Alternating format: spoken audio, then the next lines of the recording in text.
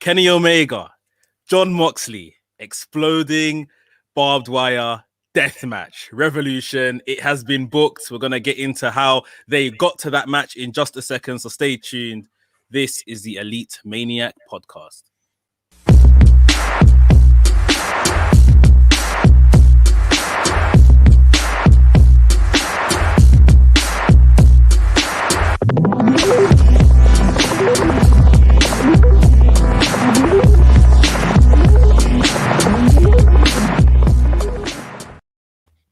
What's up, people? Welcome back to the Elite Maniac podcast, where we discuss all things AEW. I am Mex, aka WrestleManiac UK. You can now see on your screens Mike, that is my co-host, aka what is the new one? Kings Road Wrestling. Kings Road Wrestling, or better known as Elite News One. Thank you everyone for coming. Did a little name change this week, switching up the account. Still the same guy, though. Thank you for coming. Happy to be here. Cool.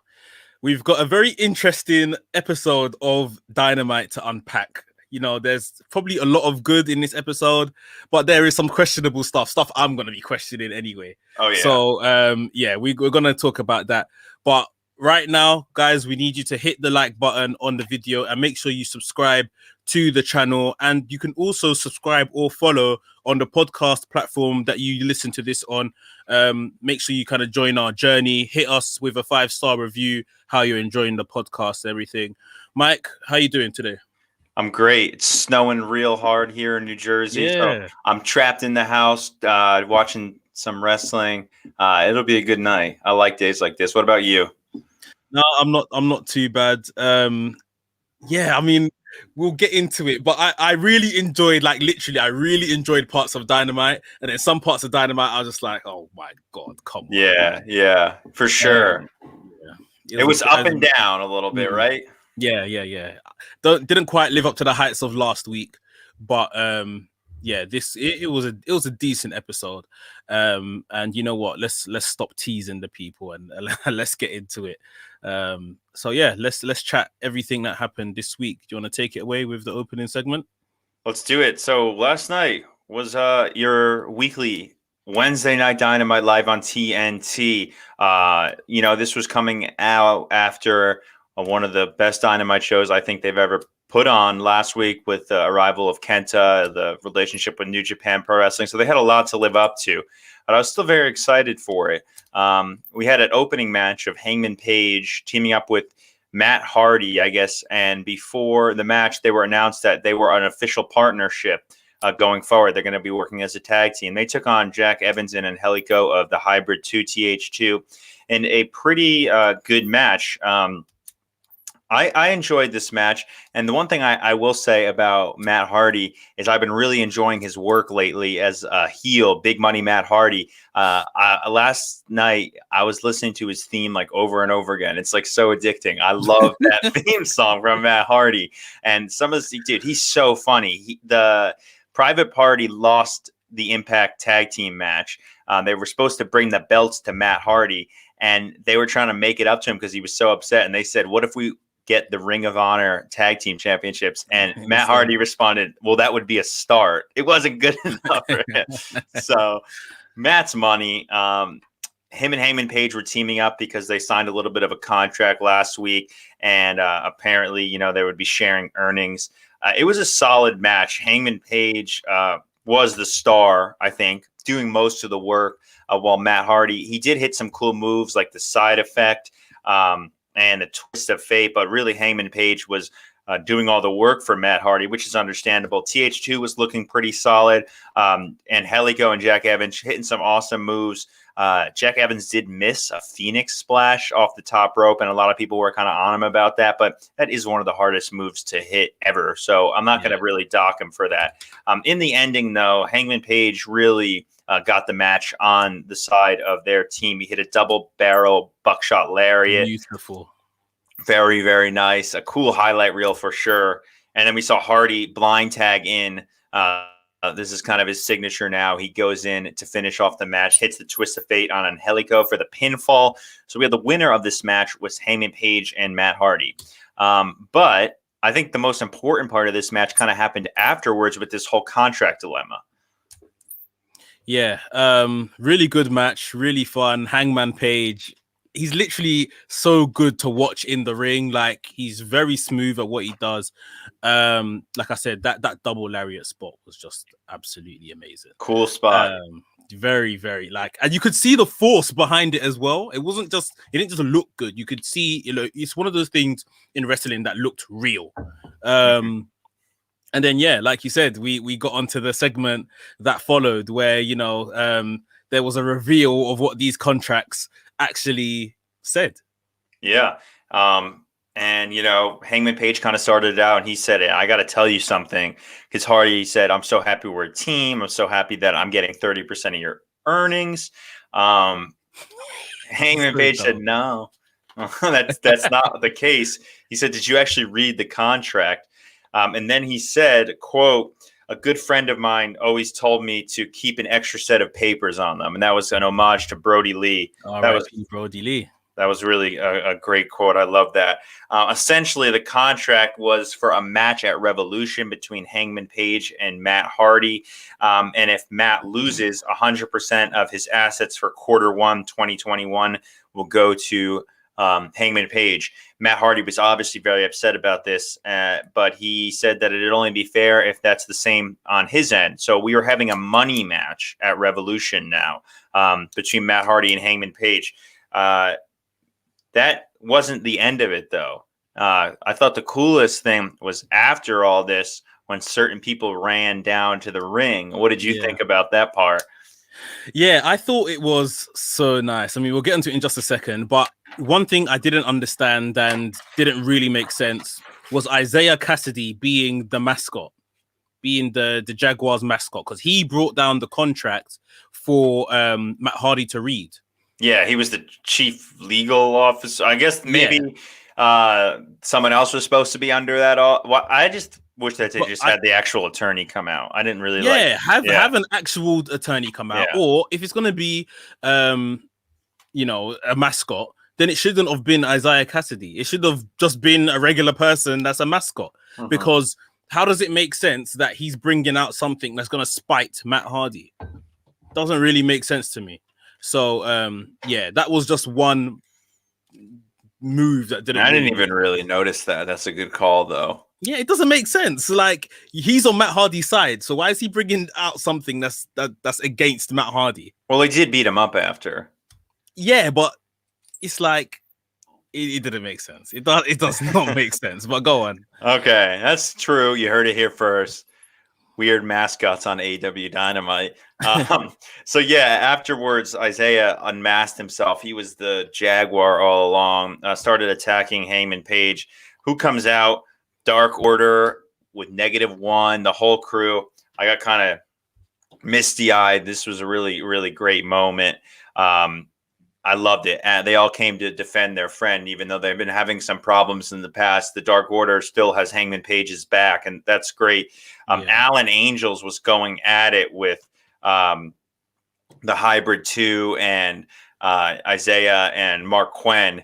And I think that Alan Angels will be the person to eventually recruit Matt Hardy into the Dark Order. I stand by that. I think that's going to happen. It's kind of out of left field, but there's some really great storylines on being the Elite. And I think that they're pointing towards Alan Angels being the one to bring him back in. So Page, stood tall with the Dark Order after that.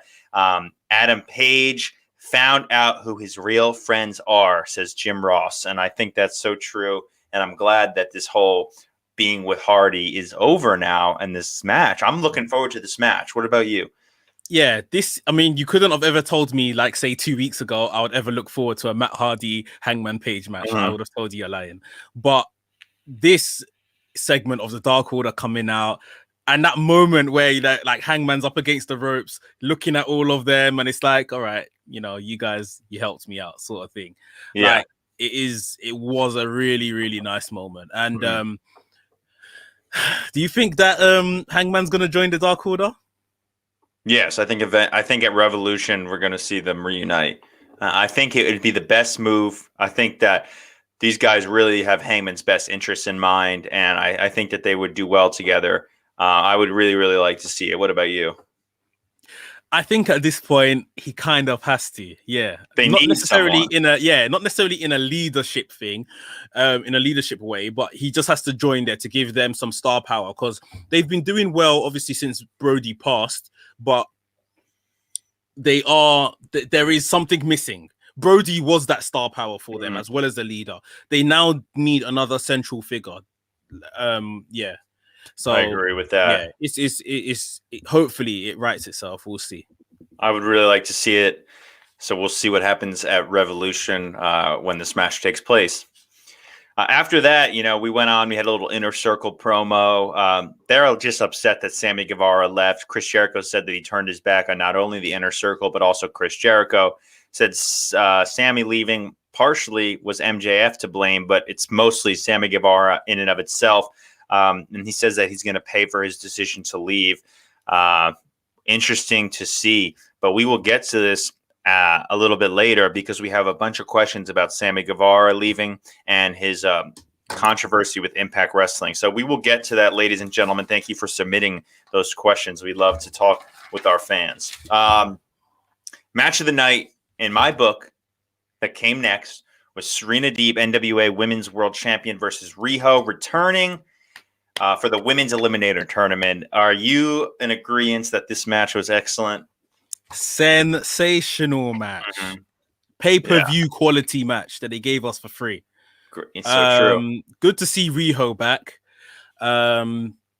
Serena Deeb, man. I was watching this match and I was asking myself, because obviously she was in WWE for a little bit. Okay. An on-screen character with CM Punk, but she wasn't really wrestling like that. She was just like part of his group. I was thinking, has she always been this good? I don't know, dude. She's unbelievable. Yeah. And I mean, one thing I will say, not a negative, but these both ladies, they're not very big on character. Their sales point is their wrestling, and they delivered. Yeah, but, that's true. But Rio's got charisma. Depending what you're into.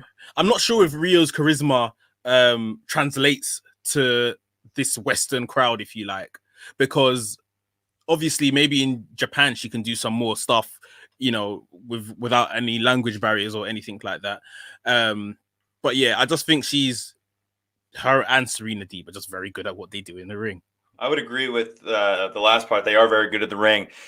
I will counter you a little bit, though. I think that she was really, really over with the crowd. And if you go back and watch some of her stuff when she was in the Hunt and the AEW Women's World Championship, people were behind her, even though she does have a language barrier. I think it's a problem for Hikaru Shida, but not for Riho. I don't think it is. So I think Shida has more of a character than Riho. I think people, people were behind Riho. You're correct, but I just don't think she has a more defining character. But yeah, that's just my opinion. That's true. I would like to see Riho continue to get this push. This match, like you said, was sensational. It really was pay-per-view quality for free. And I appreciate this match. Again, it was early in the card. We had a lot of time for it. And the great part about this, and you and I have complained about this before, this predictability issue, I really had no idea who was going to win because we had someone with a belt. No one really expects someone with a belt to lose. But then you have someone returning who has a lot of power, used to be the first champion. Who's going to win? This match was just crazy, though. It was in the beginning of the match, we saw very traditional amateur style Greco-Roman wrestling from the two, going back and forth, trying to gain control, waist locks, takedowns, arm drags, stuff like that. Really working the legs of each other. Serena Deeb at commercial break did have sort of an injured knee. Doc Samson was at the side of the ring trying to see if she was okay. When we got back, Riho was fighting out of all different kinds of submission maneuvers. She hit these elbow strikes on Serena Deeb, which were very, very hard for someone of her size. They were powerful. Deeb hit back really hard too. And then Jim Ross said The last time he was 98 pounds, which is Rio's weight class, he was in first grade. And shout out to JR. I think he was awesome last night, minus that little slip maybe we'll get to. Well, we will get to it. he really was on point for this match. And I was into this match because of the commentary also. We saw Serena Deeb get some momentum, hit some big dragon screw leg whips. But Rio finally got in the 619, the area code shot. Deeb fought back, though, hit another dragon screw, a power bomb into a stretch muffler, a submission move, El Desperado's move from New Japan. We saw Rio hit a Northern Lights suplex, beautiful, and then a coup de grace for a 2 count. At this point, you didn't know who was going to win. It was going back and forth. Who was going to, take this eliminator tournament by storm? Rio got a leg clutch roll up surprise pin, and I think this kind of protected Serena Deeb. It was a surprise win, so she wasn't really flat out clean beat. Rio was the winner of this match. She will be advancing in the women's tournament. What's your take on the ending of Rio advancing? It's the right decision, should I say? Not even that it's the right decision. I just think after a brilliant match like that, both guys are over, or both girls are over. It doesn't even matter who wins at that point. So I think Rio's going on now to face Thunder Rosa. Is that correct? Yeah, and that's another one who's going to win. It's crazy. It's absolutely crazy. One other thing I must say with this tournament, though, well, it might be 2 things. This going on YouTube, it just doesn't help because you're not selling this as important to me. I want it on Bleacher Report. How about that? BR Live, like they did Fighter Fest. I think that would be a lot better. Yeah. So that's a step up. Yeah, that's closer to TV, I guess. Or Fight. Put it on Fight TV for free. It's just not good enough to sell it. And I can't lie. When I went and watched earlier this week the YouTube version of what's going on in Japan with the women, the qualifiers, I was thinking, what is this? What? Like, what are you talking about? Wait for me. Wait. The wrestling was brilliant. Okay. I'm not talking about the wrestling. I'm talking about the presentation. AEW is a whole TV show, right? And I know they're not filming it in the US or whatever, but the presentation is a bit poor. Like, you didn't like the whole setup? It's a bit poor. Like, it's in some big warehouse. There's like loads of echoing. Like, the audio's not the best. There's like an AEW banner like flagging down that's got like loads of rumples in it. They could have at least ironed that or something. Like, I've heard that complaint. I just don't think it's very clean and matches their aesthetic. Like, they're not trying to fool us that this is happening in America. We know it's not, but come on, like, you see what I mean? It could have just been a bit tight production wise. That's what was missing for me. But yeah, the matches on the card from the Japanese side were really good, and the commentary from Excalibur was unbelievable. Brilliant. Sensational. He didn't mess up once. I think that a lot of people have been saying the same thing with the production and the aesthetic of it. So hopefully AEW does hear that concern, and maybe they threw something into the semifinal and the final round qualifiers. We'll get, I'd like to see maybe a ring logo or something like that. But just the arena that they're doing it in. I guess it's hard to really go all out. But if you guys haven't watched that, go see that. That was unbelievable. Yeah, it is very good. Really good wrestling. We've got mixed. I mean, I'll just take some quick comments here in the chat. FH, thanks for joining us. He said, Serena Deeb, AEW roster member, NWA Women's Champion, goes out first of AEW Championship, first round. My head hurts. Arpit, thanks for joining. He said, yeah, the presentation sucked. But Prin TV, it reminded me of the episodes they had to tape in Georgia. He said he thought the arena was cute. I thought it was too. And the Tokyo Joshi Pro, that's the promotion they all wrestle for. It's not that elaborate because I don't think they have that much buying power. They're not Stardom. But having said that, the where they taped in Georgia before, this is at the beginning of the pandemic, right? Yeah. It's a lot better than what we saw from. This is what I mean. So it's a little thing for me, but to be honest, it's not a little thing for me. That's a lie because I'm all about production. No, for me it is because to be honest, if I'm completely honest, this is why I really like WWE This is why I love WWE, That's because the cleanest product, the presentation and production, I just feel like I'm watching a movie at times. You see what I mean? So to go from what I'm used to watching to something that looks like they were literally just wrestling in like a gutted warehouse, yeah, it was difficult for me, but the wrestling was very good. So yeah. See, I'm the complete opposite. I don't care. And the few times that I have tried to really get into like a Raw or SmackDown, I feel so like dizzy because there's so much going There's too much going on. Like, Yeah. I feel like I'm gonna have a seizure. It's crazy.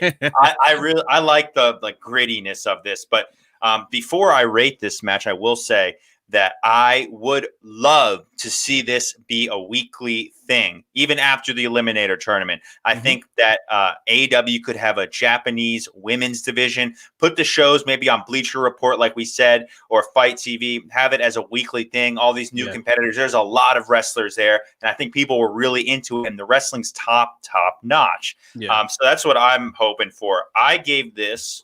How about you go? What did you give this match? 4.5. I gave it a 5. Yeah, I was about to say, don't ask me why it's not a 5.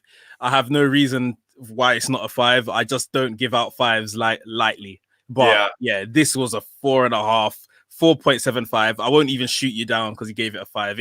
It was brilliant. It was really good. First women's match I've ever given a 5 in like a year of doing this. So congrats to them. Really cool stuff, guys. Yeah. I know what we're going to talk about next is going to be something that you're going to complain about. I'm going to complain about it too, quite frankly. This training video with Jade Cargill. Oh, you know me too well. Why are they playing basketball? I mean, they know better. They know better that people are going to be like, what? We've never seen this person wrestle before. We don't know her abilities. So instead of maybe even showing her lifting weights, they're shooting hoops. That is dumb. I'm sorry. Like, you know better than that. You agree? Let's move on, Mike. Yeah, You've said it all. You said exactly what I was going to say. It makes zero sense. That was dumb. If anything, we should have saw Shaq running ropes. Maybe Jade putting Shaq through, just giving him some stuff to do, run some ropes, take some bumps to show that he's practicing in the sport that they're actually going to compete in 2 weeks' time. I think this is going to be a train wreck. I don't know how shooting threes is going to help you in a wrestling match, but I'd rather just see Jade Cargill versus Red Velvet, really. Yeah, I mean, I would rather just see Jade Cargill, to be honest. But let's move on. All right, Orange Cassidy versus Luther, another gem of the night. I mean, this was like literally, I looked away and then it was done. And it was done. It was like Orange Cassidy hit an orange punch and he pinned Luther. I mean, I do appreciate, like, I guess we saw Chuck's new finisher because he did a pile driver thing to Serpentico, and it got to the point. It was a squash match to put over Orange Cassidy a little bit, but weird. I don't know. All I'll say here is that Orange Cassidy has lost a lot of steam, and I think it's because there's no crowd. He was in the height of his popularity when there was a crowd and stuff like that. Yeah, he's lost a lot of steam, but I don't think that's necessarily a bad thing right now anyway. Things are going to improve soon. I think that the crowd really needs to come back and go on. They need to go on tour, really, because they will, I think. It's hurting a lot of people. I will admit that. I think as well as the crowd not being there for the likes of Orange Cassidy, they're missing Trent as well. I didn't think that Trent was maybe I knew he was a pivotal figure in this group, but it's now showing that Chuck Taylor looks like a lost puppy without him. He needs Okada. Yeah. They're friends. And Okada he needs something. Likes him. Yeah. He needs something. But yeah, let's next up was the Taz segment, right? The Team Taz segment. I'm happy with this. I'm indifferent. I'm better than you said. You wanted something to happen. It happened. I am definitely in a better place than where we previously were with this. We'll get onto it in a second, guys. If you're here watching live on the YouTube, thanks for joining us. Please make sure you've hit the thumbs up button, whether you're watching on Facebook or on YouTube. Hit the thumbs up button, and if you're new to the channel, subscribe to the channel as well. And if you are listening in the audio world to this podcast, please make sure you've subscribed or followed on your podcast platform of choice. and leave us a review whilst you're at it. Team Taz in the ring. Go. Sting came out to confront them. Taz kind of was giving him crap.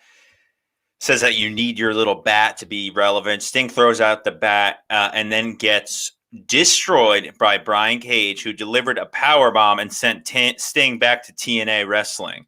He was dead on the mat, looking up like, I thought he had a concussion. So he destroyed him. Yeah. Now we got some heat built up for this match at Revolution, finally. Sting took his first bump probably in like 7 years, though, so it is to be expected. But so when he took that bump, I audibly heard the crowd go like, and you could tell the place was a bit silent afterwards. The way he was lying on his back and they were using that camera from above, or the drone camera, whatever it was really good. It sold it effectively. But the way he was lying, I thought, oh God, something has seriously happened to this man. It didn't look nice. Was there a need for him to take a bump? Maybe there was. Yes, there was. To sell it, yeah. I personally got from the whole thing that, okay, he's taken the bump. He's lying there thinking that, okay, maybe I'm not, the Stinger of old. Maybe I can't do this sort of thing. And it's maybe going to create some doubt in his mind. But finally, it was something different. It wasn't just Sting coming out and being interrupted by Team Taz. It was Team Taz actually out there and Sting coming to interrupt them. A power bomb. He could have taken another bump, maybe. A power bomb was a bit too, it went from 0 to 100. Cage. Yeah, it's a bit 0 to 100-ish for him to just have a power bomb as his first bump in 7 years. But yeah, something different which we've been asking for, so I can't really complain. But yeah, it was a bit worrying and a bit, it's gonna be one of these matches that you're gonna watch like through your fingers to just make sure he's alive afterwards. Cage really laid into him. Yeah, it didn't hold back. So yeah, we got some heat on that. We had, after this, probably the funniest thing of the night, we had a Kenny Omega promo in a preschool with Don Callis and Uncle Nakazawa, who's his like bodyguard. Kenny was reading the Young Bucks book to this preschool class, talking about New Japan Wrestling and Wrestle Kingdom 12 with a preschool class. You can't find this anywhere else but AEW, really. Uncle Kenny had to go, though, so they played with Uncle Nakazawa, and they just beat the crap out of him. All these kids jumped on Michael Nakazawa. This was brilliant. I really enjoyed this. Funny. I think this is the segment I enjoyed most throughout the entire show, followed by maybe Hangman Dark Order. This was just so well done with the kids and everything. And it's like, why are they looking at each other? Are they in love? When he asks about the Young Bucks on the front cover, because obviously it looks like they're looking at each other's penises. And he's like, no, they're brothers. And then he said, I'm going to read you a story. Yet he picked out the one line that basically said Kenny Omega changed the business. Yeah, it was so well done. And, the woman afterwards, let's go. It's good for the PR and everything. Like, so smart. It was so well done. And then he said, Callis said, we're trying to go for the 4 to 9 demographic. I guess that was a shot at Vince. Yeah. Proper good. Good segment, though. We had the tag team championship match. A lot of people thought that Proud and Powerful Santana and Ortiz were going to win. I thought that they were really going to come away with the victory against the Young Bucks. We heard some stuff that maybe there'd be a shock title change. I know I was talking to you about this. That didn't really happen, but they did have a really solid match, I thought. Santana, he hit a Falcon Arrow avalanche off the top rope. Really crazy move. The Young Bucks, Doomsday Device, Super Kick Party, power bombs, really good stuff. Matt and Nick's parents were at the side of the ring. Inner Circle were there too, but they got kicked out by the referee for kind of trying to get involved. It did look like Santana and Ortiz weren't going to come away with this victory. They were getting in some really great maneuvers, doing really awesome, and they had momentum. Ortiz then gets on the apron of the ring and starts showboating a little. He's like, we're the best, the best. And then what happens? He gets rolled up. So good job, you blew it. But I love the way he sold it afterwards. when Inner Circle came back to beat up the Young Bucks, he was literally just looking at himself like, how did this happen? Like, yeah. Yeah. So Ortiz got rolled up and got pinned by Nick Jackson. They came away with the steel victory. Inner Circle comes out afterwards, tries to beat up the Young Bucks. Brandon Cutler, their best friend, one of my favorite wrestlers, comes out to defend, gets dropped hard on the entrance ramp by Jake Hager. Now they're having a match on Dynamite. So Cutler finally on Dynamite. Congrats, buddy. The Good Brothers show up, but they show up really late. They're kind of in the back. You cut to the back, and they're like, should we go out? Don Callis is like, whoa, I don't know. He doesn't send Kenny out, so Kenny doesn't defend his supposedly best friends. The Good Brothers do, which is kind of interesting. There's some heat between them, but we're having a Bullet Club war. Why can't they just get along? I think that would be better. A united force against Gorillas of Destiny and New Japan and Jay White. I think that's probably going to come once we get a full-on invasion. I think eventually that is going to be the blood and guts match. Bullet Club USA versus Bullet Club Japan. For sure. I agree with that too. But yeah, there's some heat between them, but the Young Bucks came away with the victory, so it looks like they will be going on to Revolution as the champions, taking on Jericho and MJF. Yeah, this match was awesome. It was crazy when Ortiz, I think it was Ortiz, he said, they've been here 18 months and they haven't had a title shot. First shot, yeah. That is crazy. Like, I know you're not so keen on them, but no, they deserve it. Like, if the Acclaim can get a title shot, why can't Santana on Ortiz? They're like the OG tag team from AEW. Yeah, that's not really fair to weird. them. It is a bit weird, but yeah, they didn't win it in the end, but it was a really good match. Santana's so good. Yeah, crazy, and they are a really good tag team. I'm just not that sold on their character. We've talked about this before, but great matches between them. I just watched Phoenix and Penta versus Santana and Ortiz from Impact. 2019. Wow. Yeah. Great match. So what do you think about the Seidel brothers? I am so pleasantly surprised with these guys who took on FTR last night. Mike and Matt Seidel. What a team in my book. I'm not surprised. Like they were very, very good, but I'm not surprised how good they are. Like Matt Seidel is a very good wrestler. His brother's Mike, right? Yeah. These guys are from Dragon Gate. Yeah. So I've never seen Mike wrestle before last night, but it doesn't surprise me. He's very good. Like, I think this is Matt Seidel's best opportunity at maybe doing something in AEW, being in this kind of tag division with his brother. I don't know how permanent this move is for his brother. And same way I say that, but the tag division is stacked as we know it. But I think this was a really good match. It put FTR back in the conversation, which was the main. They were the main so thing. good too. Yeah, very good. Yeah. I mean, this match really fast paced. Excalibur mentioned how this sort of looked like a Dragon Gate match, which has a heavy emphasis on junior heavyweight tag team, like a really fast paced action. These guys were really, really good though, in my book. And, another tag team added if it sticks to the already saturated division. But I think these guys are really good. I thought that they had a better match than the Young Bucks. On the night? Yeah. Nah. I would go with these guys, dude. And FTR, they killed each other and they had so many cool spots, and they did. I loved it.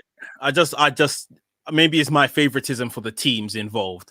I preferred the Young Bucks. Okay, that's fair. But really great stuff from both FTR and the Seidel brothers. We saw Mike Seidel hit a beautiful moonsault. FTR hit in full Nelson suplexes. Vicious shots. Dax did a German off the top rope, which was unbelievable. No Tully Blanchard. He was alone. Surprise win by FTR. Shock out of nowhere. They hit a big rig combo. Got the pinfall victory. After the match, classic heel stuff. FTR tried to cut the hair of Mike Seidel, which is they're just taking everything from Tully Blanchard and the four horsemen and going at it. There's just such a classic team. I love it. But Luchasaurus comes out. with Jungle Boy and Marco Stunt, and they fight. They defend Mike Seidel, and it has been announced that Jurassic Express will take on FTR and Tully Blanchard, who's getting back in the ring. Interesting choice. I think. Well, Tully will be left to go after Marco's Stunt. I think that's probably the extent of his involvement in that match. What's he gonna wear? That's a good point. Just before this, probably just before this segment got started, with the lights went out and then the lights went back on, but we saw a little video package before the lights went back on of Luchasaurus's mask where he had the horns cut off from what FTR done to him. Am I the only one that thought he was about to show his face? Yeah, I thought it was gonna be this was gonna be his new character. That would have been awesome. I think that's what they should have done. I think they've missed it. Yeah. They totally missed the mark on this. They could have had him unmasked, and who is bigger than this guy, really? Like, he could be a monster. I think this holds him back a little bit. I always thought this. It's a little the mask is going the mask is going to keep him in the cartoon/comedy realm for a bit, and maybe just in terms of positioning in AEW, that's where he needs to stay for a bit longer. But I thought with that whole package that they done, that was a perfect chance for a face reveal. And Jungle Boy to kind of drop, like, they could become a kind of a more serious tag team. More serious tag team. Yeah, you're right. Have him go by like Saurus, like, or something. Like, he's true. Good, dude. Like, he has a shot. So definitely missed the mark. Jungle Boy's saving grace is that he still answers Jungle Boy Jack Perry. He's like Nature Boy. Yeah, Jungle Boy can always be dropped, and he can answer Jack Perry. Like that's gonna happen. So, yeah. Mm-hmm. Dave Meltzer had a little bit of a nice quote. Thinks that Jungle Boy, Private Party, and the Martin Brothers are going to be top stars. MJF and Guevara too. So that's kind of the future of AEW. Yeah. That makes sense. Yeah, but good match. I really hope to see more of Mike and Matt Seidel as a team. I think this is good for Matt, who I've always been a fan of. Yeah. Main event time. We had a 6-man tag match. Sort of New Japan style with these main event 6-man tag matches. And I really do like the aspect of this because you don't go one-on-one. So you don't book yourself into a corner. You have a tag match. So, Moxley can lose. And you get kind of a preview of stuff to come, like a feud. I really like this, though. This match, again, like last week, a lot of brawling, a lot of big moves from everyone. Lance Archer, though, again, killed the match. Yeah, he's so good. He's so good. He was moving like a cruiserweight, hitting ridiculous moves, double suplex. He one arm. He grabbed Blade up by his neck to chokeslam him, and then he suplexed him behind his head. How do you do that? Like, then he did a cannonball senton. He walked the ropes. Just absolutely ridiculous. Eddie Kingston, though, he was doing some cool stuff too, being that brawler that he is. Towards the end of the match, Phoenix really just blew everyone away. Again, hit a top rope cone hero into a cutter, and then a frog splash which rivals any frog splash I've ever seen. It was unbelievable. Really shocking stuff from Rey Fenix. Awesome. And there came to a point in the match where Eddie Kingston and Jon Moxley came face to face. They were exchanging blows with each other. We got the bulldog choke in, which is what submitted Eddie in the past. Eddie got out of that and hit a hurricane spinning back fist. Kind of just didn't really do anything to Jon Moxley. And he hits the paradigm shifts and pins Eddie. So, unfortunately, Eddie did not eliminate the 3 demons, Phoenix, Lance, and Jon Moxley. But there was some fighting afterwards. The Good Brothers came out to attack Jon Moxley. Kenny comes out, and wow. When Kenny came out, in fact, let me just say that match was so good. It was a really fun way to finish the show. The TV direction between when they were showing, Moxley wanted to be tagged in to get his hands on Eddie Kingston, and Eddie Kingston wanted to be tagged in for the same reason, was so good because they were panning to Eddie Kingston, panned over to Moxley. And yeah, I think it was pretty much the result we expected. Then obviously, like you said, this attack happens by the Good Brothers. Kenny comes out, and yeah, do you have the script of what he said, or? Sort of. He came out really like heelish. He was really selling his heel persona. He had a contract in his hands. He was saying that you know, he wants to do a rematch. That's fine, but he doesn't want to just do a rematch with a normal wrestling match because then Moxley will complain, or he doesn't want to do kind of like a different kind of no holds barred match because then people will say it's not fair. He wants to put Moxley away for good. He said that he wanted to bury him in the ground and be done with this feud forever. So he kind of came up with the idea to end this for Jon Moxley with some crazy match stipulation that we have not heard of since 20 years ago in Japan.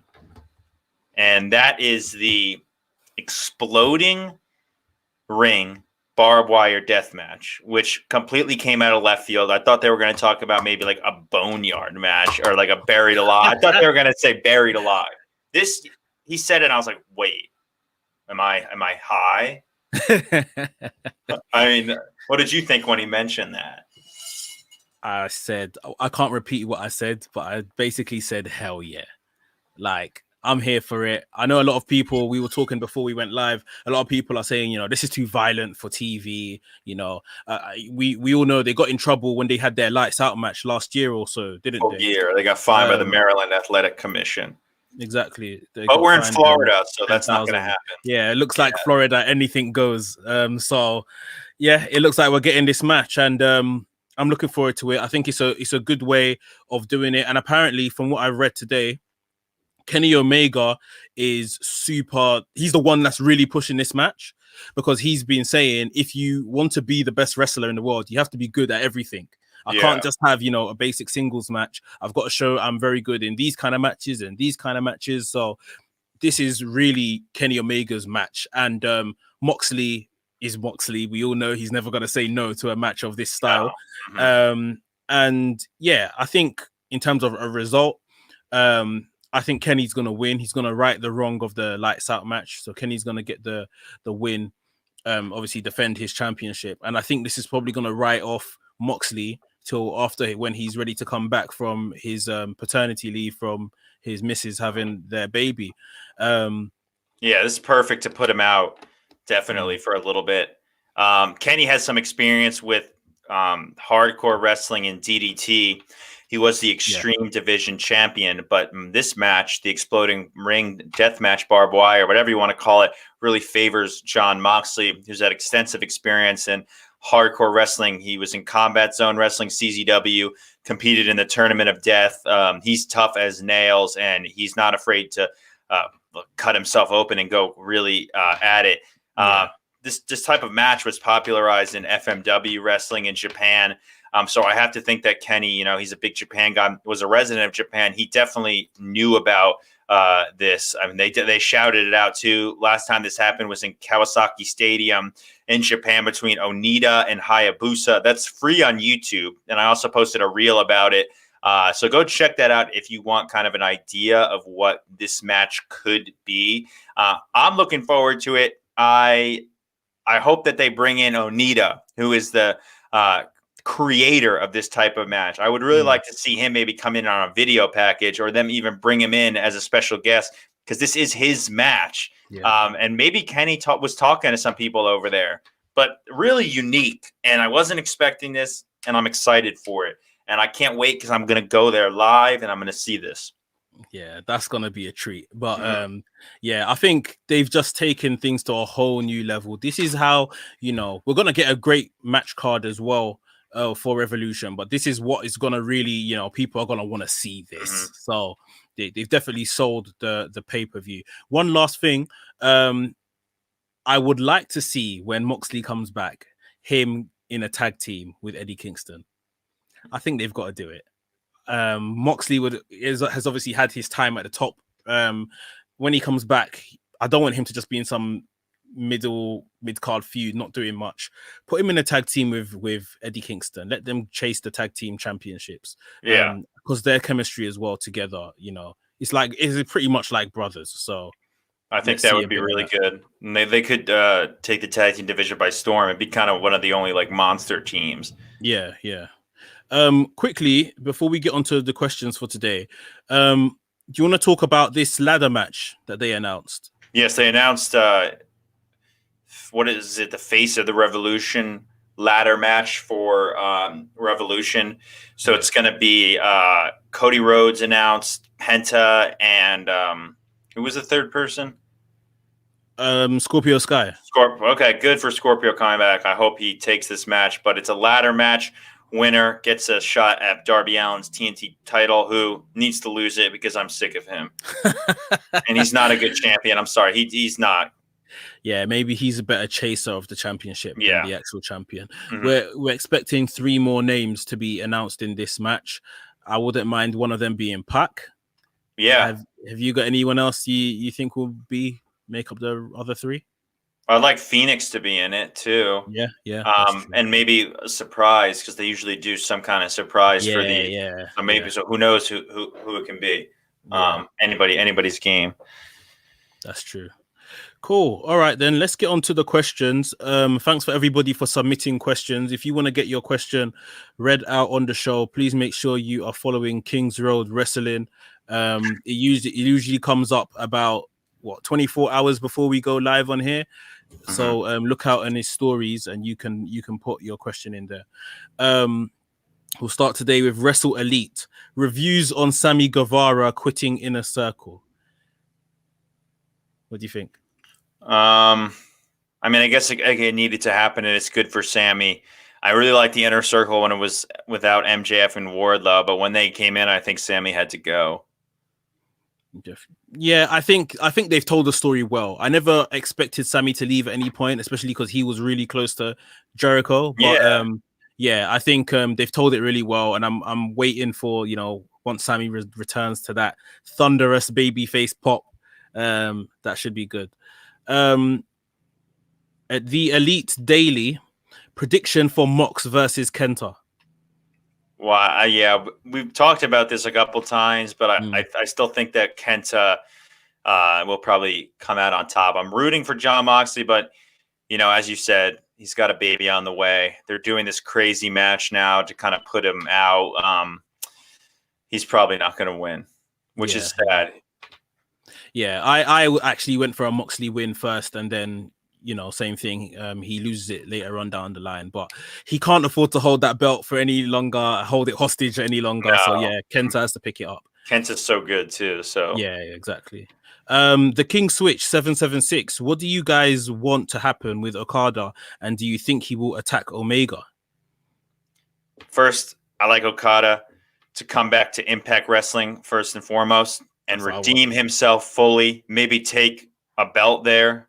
Mm-hmm. If Kenny's not going to take Rich Swann's belt, which I still think there's a possibility, maybe he'll take the X Division title. I just think he needs to come back and redeem himself because he was mistreated there completely. Second of all, I'd like to see him come to AEW and obviously have a U.S. version of the famous Okada Omega match, and hopefully maybe at a pay-per-view, which looks like that's maybe what they're doing. What about you? Yeah, I think Okada I would want him to maybe, let's say we have like Kenny Omega, Rich Swann for the Impact Championship, and Rich Swann actually retains. And then literally after that match, Okada debuts, he comes out and it's like, well, Kenny, you couldn't get it done. I'll show you how it's done. Mm-hmm. Yeah, Okada wins the Impact Championship later on down the line. And then, let's be real. We're not getting Okada Omega until there's crowds. Until they can put it in Madison Square Garden or something, we're not getting that. So, don't waste this opportunity. Yeah. I would sit tight on it. The fact that the partnership is done now, brilliant. We can plan strategically and we can get these top level matches. This will sell out Madison Square Garden, by the way. 100%. So there's no point doing it for free on Dynamite or to an empty crowd. Ratings are down on the board, so people were kind of giving Kenta crap for not pulling in $1 million. Well, guess what? AEW went head to head with the NBA, and NBA did less viewers than AEW. I mean, they are down with sports across the board. That's just the nature of cable right now. So we have to wait, even though everybody wants this. Of course. Wrestle in Peace. He said best women's match in AEW. I'll go with Riho versus Deeb. Agreed. That's the only 5-star match I've given for the women's division. But that's your Japan tournament. Veni versus Emi Sakura. I really like that one too. That one's up there. Yeah. Daniel SH2213. I've been watching Dynamite for a couple of months now, and this was my favorite opening segment. Do you agree? The opening segment of Matt Hardy, Hangman, yeah, it really got me in the mood. This is great. I got a little emotional. It was when they could pull at your heartstrings like that. That's good television. Yeah, exactly. I'm a Fat Mark Weekly. Zelina Vega should have came and helped Private Party. She used to be in an older version of LAX in Impact. And he goes on to ask who wins the exploding barbed wire death match. Sorry. Well, I think we both answered that. We think it's going to be Omega, isn't it?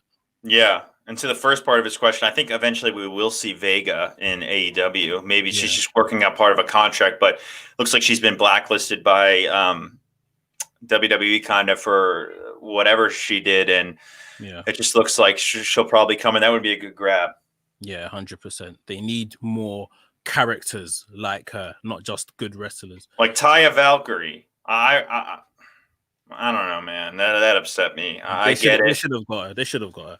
I guess Morrison, but yeah, I think that's the nail in the coffin, isn't it? Her husband works over there. It just makes their life as a couple easier.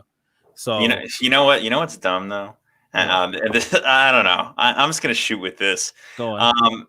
We had Elena Black and Priscilla Kelly sign over to WWE, which I get the move, but why didn't AEW go after these people more? Like, these are two people that would be really good. Priscilla Kelly is known for making other streams of revenue, OnlyFans, Cameo, Mike, all this listen to this. What? If you're a woman, where are you going in terms of you're seeing two prospering divisions? Are you really choosing AEW? Yeah, if I were her, I would, because she makes all the money on third-party things, and now she can't do that anymore. And she's still doing it. She's going to get fined. Like, that didn't make sense. Elena Black, I get it, of her going to NXT. If they're at NXT, they're allowed to have third-party platforms. NXT superstars are allowed to have third-party platforms. Okay. Huh? Yeah, when they go to the main roster, that's when they're not allowed. How does that doesn't make any sense? It doesn't, but that's WWE. What does make sense? So she chose to go somewhere where she's capped at not getting into the main roster because then she'll lose all that. That's why I'm saying it doesn't make sense. Well, you know how NXT is changing these days. NXT is now getting a second show called NXT Evolve. NXT is like its third show now. It's, people aren't even necessarily moving up to main roster. So she could stay in NXT, be a women's champion, and still be making her third-party money. Or you could build a division and be a trendsetter and known for that. I think people will start coming over to do that kind of stuff that you're saying the minute Britt Baker is champion and that division is really highlighted. I think right now, I know I'll be looking at the division thinking, I don't want to be another casualty. There's women waiting in the back and stuff. You could say that for them too. Yeah, their booking isn't good. Their booking's not like brilliant in NXT, but it's a lot more consistent, or at least they get a lot more shine than the women in AEW do. Okay, that's for fair. instance, like we were saying, that it should not be on YouTube. This tournament happening right now should be on TV, BR Live at the very worst. It should not be on YouTube, and that just shows where in their heads right now, anyway, they are thinking of women's wrestling. It's a lot better than it used to be 6 months ago, but there's still a long way to go. To be continued with this. Yeah. I'll take this question and you can jump onto the next lot. Bad Mustang 2. Do you see Sammy Guevara, being a main event star in the future after leaving Inner Circle? 100%. Yeah, he will be. His talent speaks. He never messes up. I've said this before. I've never seen him botch. Yeah. you want to take the rest of the questions? Yeah, Peyton Privatera, my good friend, he writes to me via DM, kind of a longer message. I'm writing to you here because my question is too long for the slot. What is the deal with Tessa Blanchard? Okay, we'll get, because we were kind of arguing about this.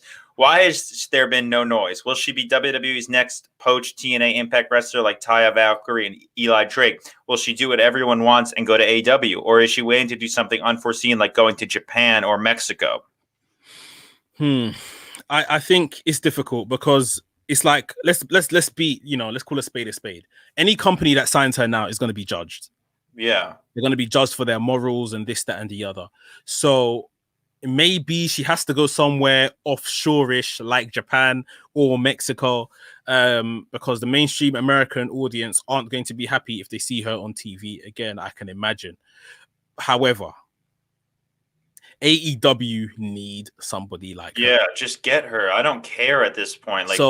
But we can see that, morally, that AEW is a company very much built on its morals. Yeah. So it's a difficult sell. I can see WWE turning a blind eye and be like, okay, like just sign the contract here, we won't look. Then you can turn up on NXT or whatever. Yeah. But they haven't done that yet, so it doesn't look like that's happening. That's true as well. But we always get the what do they call it?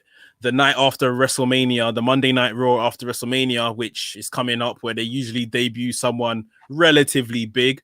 So you never know. If I hear anything in here, I will let everybody know, because he usually has a jump on some of this stuff. But I'm hoping that I think everyone deserves a second chance. Maybe it'll take some time, but I think down the line, I would really like to see her, and she will be the trendsetter and the one who built the women's division. And like you said, time is definitely a healer. So maybe, in terms of what has happened with her and all the rumors and stuff around her, 2021 is still too early. It's still too fresh. So we'll see. Definitely could be true. IG Young 22XX says, thoughts on Sammy Guevara leaving the Inner Circle? We kind of got to that, but I think we're both in favor because the storyline has been told pretty well. It was well done. Yeah. Fat Mark says, who's Okada's first opponent in AEW, and how long until we see the Japan Bullet Club in AEW? Revolution, I think, will get some people from the Bullet Club in Japan. It's after Castle Attack. There's enough time to quarantine. So I think Tamatanga, Jay White, Hikuleo, Tangaloa, Kenta, I think there's a possibility they show up for this match. Okada's first opponent in AEW, I don't know. Are they going to go right to Omega versus Okada, or is he going to feud with someone else first? Have they done, and my memory is bad, I know they done Jericho Tanahashi. Have they done Okada Jericho? I don't think so. No. I don't think there has. Maybe that's what it is. Mm-hmm. Maybe that's what it is. Because let's be honest, right now Jericho's doing a whole lot of nothing. Well, Jericho was good last night. I'll give him some props to that. I liked him. Last night, not as a goofball. I don't like this goofball stuff. Yeah. He was good in that little dialogue he done. He shut up MJF. Said Sammy was dead to him. He was good, but I think in terms of like he's moved down to the tag division now. In terms of the landscape of everything, he's not doing much. So he could be freed up. He's like the first biggest star that could be freed up. Or they wait for whenever Moxley's back.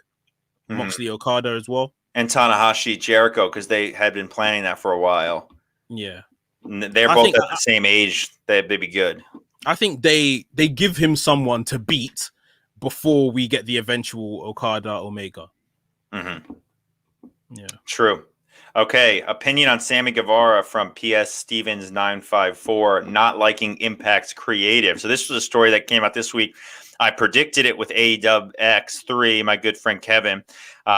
We thought that he was going to go to Impact, and he did. He went to the tapings in Nashville, but something didn't go well over there. And I think they wanted him to job to someone and lose, and he was like, no. And then he just left, and they didn't want to ruin their relationship with Impact, so they pulled Sammy from the card. That's my take. So don't Impact pre-tape their stuff? Yeah, so he went to a taping for the future, I guess. Oh, for a future show, maybe down the line or something. Yeah, I think because Omega beat Rich Swann, they were like, give us something. And I don't think Sammy wanted to do it. Yeah, he can't job on his first night there. No, I think they wanted him to lose. Why else would he leave? He said it was apparently it was something to do with creative, but to be honest, I don't even know if we should believe these stories. Maybe we're just getting worked, because I believe Amatonga for like months. I was like, there's no chance there's a partnership. I thought he was dead serious. And then little did they know they're all talking. Yeah. So maybe it is a work. Yeah, I wouldn't believe these reports coming out right now. Because I did see that. I saw that Tony Khan's not happy with him, Jericho's not happy with him. I don't believe it personally. We shall see. We got a couple more questions, everyone. Thank you for submitting these. AW X, who is the first Trios Championship? And maybe those will be introduced at Revolution. Yeah, or maybe the next night after Revolution, they'll introduce that. What was the question? Who's the first Trios champions? Yeah, I thought I would go with Death Triangle. Death Triangle. yeah, that's mine as well. 100%. Okay. Tyler Paul from Samurai News Facebook group says, do you think having too many companies could be trouble for the Forbidden Door? Are there any possible issues? Definitely possible issues. There was a partnership with Pro Wrestling Noah and New Japan, and that almost ruined Noah, and they hated each other for like years. It impacted New Japan. It could go sour, and maybe having all these different angles could get a little confusing for the casual viewer. Yeah, I think that's one thing, especially if they don't explain things well. Like we were saying last week, Kenta basically just walked onto AEW TV, and they were like, if I was a casual viewer, you know him. Yeah, exactly. If I was a casual viewer, I would have been like, who the hell is this guy? Yeah. But, so yeah, there's a bit of backstories that probably need to be told, and to be honest, they might want to use as well YouTube and other mediums to sell that. They don't necessarily have to do it on the TV show. But yeah, as well as that, championships, it can get a bit sticky. That's why you shouldn't overdo it. But of course, at the same time, as fans, we want to see the big matches. We want to see Okada, Kenny Omega at MSG, and stuff like that. So yeah. Yes. Final question from Victor Punk, Samurai News Facebook group. He also states, since AEW is having a women's tournament in Japan with Joshi talent, do you think that they should have a men's tournament with Japanese wrestlers? And if so, which wrestlers would it be? Absolutely. Let's do this. We have the partnership with New Japan. GDT, New Japan, and Noah are all in the Tokyo area. Dragon Gate probably couldn't participate there in Kobe. But there's a lot of people that could participate in an eliminator tournament. And I think it would be really cool having it on the Japan side. And that's just another thing that they could do that doesn't require a lot of work. And looks like Mex might have gotten disconnected. Hello? Okay, he's back. Okay. But yeah, I'd like to see this happening for sure. There's just so many possibilities of people in it, but this is a cool concept. Again, I'm going to go back to this. A cool concept that I think they should make a regular thing with both men and women. Yeah, definitely. I think in terms of tournaments and stuff, the first thing I really want to see is someone from AEW turn up in the G1 later this year. Pack. Yeah, I think we need to see that. But yeah, I definitely think the thing is the men's division is way more stacked. I don't think it's completely necessary. But yeah, some way they need to do like when they have that crossover, they can try and make it as organic as possible. It doesn't always have to be someone invaded. It can just be a working relationship. Like ROH and New Japan, they don't hate each other. They're just partners. It's not every time someone has to just turn up to Dynamite and we're all like, oh, because that will get very old soon. So yeah, if they done it in a tournament and introduced, okay, this person and this person from New Japan are gonna wrestle on Dynamite in 2 weeks' time, then yeah, that's a good way to do it as well. I've always liked tournaments. I think it's a great way to get some legitimacy without a belt. Yeah, 100%. It's a very good way to build up people and show off ability. We'll just run through some of the chat. You finished the questions, right? Yes, sir. we'll just run through some of the chat comments that people made. Thanks for everyone for getting involved and interacting while still doing the show. Arpit says here, John Silver coming for the save of Hangman was my favorite thing in wrestling in a long time. Luke Montz, Jon Moxley versus Kenny Omega is gonna be awesome. Definitely. Arpit again says, Shaq doesn't care. I think that's in regards to the basketball segment we saw. Prin TV, Sting took a power bomb. He's back. FH, they're stuck in a hole with this Sting thing. I cringe when he bumps, even though I didn't think I would. Yeah, it was a bit awkward to watch. I didn't expect that. Me either. Christian Camacho, the best part of the night is that we didn't see Darby and his sissy leggings. Yeah, I'm agreeing with him this time. Wow, you lot are bored, really bored of Darby. Prin TV, Tessa should be the Joker in the ladder match. Oh my God, that is such a good idea. That is a very good idea. Wow, how cool would that be? Yeah, like coming in to the men's division. Yeah, that would turn heads. And she's got prior. She was the previous, Impact World Champion, beating Sami Callihan. So please do this. But I'm fully into that. Please do this. AEW. That would be really, really good. Arpit, he says, sorry, NXT's booking of women's division is way, way better than AEW. I wouldn't know. Prin TV sends you some love. He goes, love you news. Thank you. Christian Camacho, Okada versus Jericho could be great. Mm-hmm. And we've got Kana Kev. He says Shingo Takagi is my pick. Oh, I guess is that for someone to come over to AEW? Yeah, and he's so good, dude. He's like top 5 in the world. That'd be unbelievable. Shingo's proper. Yeah, he's really good. Guys, that is our episode for today. I hope you all enjoyed AEW Dynamite. I hope you all enjoyed the review. One more time, please make sure you hit the thumbs up button on the YouTube if you're watching on YouTube or if you're watching on Facebook. And please remember to subscribe to the channel. Hit the notification bell as well so you get notified every time we drop a new video. And for our audio listeners, please make sure you have given us a 5-star review for the podcast. Subscribe or follow on whatever platform you're listening to. Mike, any last words? 2 quick things, guys. If you're interested in checking out my article that I wrote for Monthly Pure Riso, the only English Japanese wrestling magazine, check that out, monthlypureriso.com. Would really appreciate your purchase of that. And also check out Global Syndicate Wrestling, the first Kings Road style event in the United States, this Saturday at the Monster Factory. I'm heading there live. I will be shooting some footage for you guys, some fan footage, but it's also on Fight TV. So shout out to Brandon for putting on that event. Thank you guys for tuning in. Make sure to follow us both and hit that like and subscribe button on your platforms. Thank you so much. Guys, just one last, I'm sure you all know, but yeah, Mike's new act is now Kings Road Wrestling. For the time being, we're going to do that for a little bit. So thank you guys for sticking by me. Cool. All right then, guys, we'll be back same time next week and we'll speak to you later. Bye-bye.